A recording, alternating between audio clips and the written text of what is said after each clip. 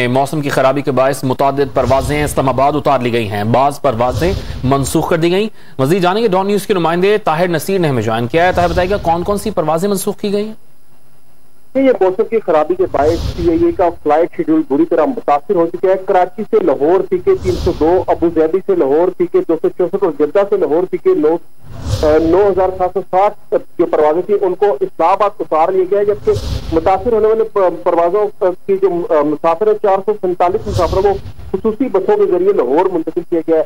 CIA ने बसों के लिए इंतजाम शुरू कर दिए हैं।